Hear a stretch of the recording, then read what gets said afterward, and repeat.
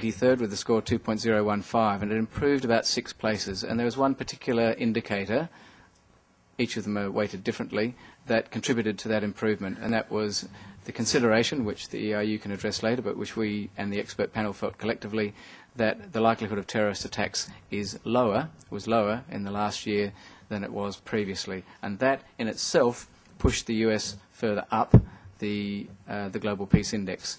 So that was a good finding. Also, other countries went down around it. So it managed to maintain its position, its indicator scores, and other countries fell past.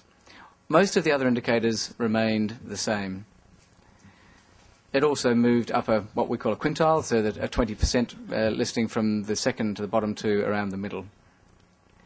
I'd also like to highlight the top 5 rises. So these are the countries that have moved the most on the previous year. Bosnia and Herzegovina moved 23 places up the index. Angola, 16 places.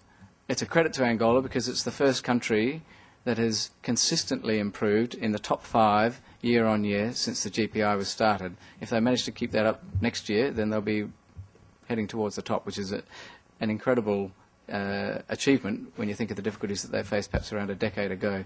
So 16 places that improved, and you can read the rest. Republic of Congo about 15, Egypt around 13, and Trinidad and Tobago around 11.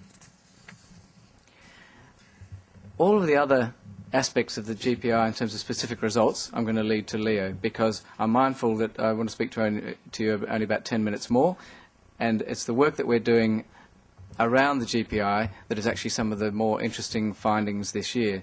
So last year I outlined to you that we had established that there was a strong relationship between per capita income and the Global Peace Index in terms of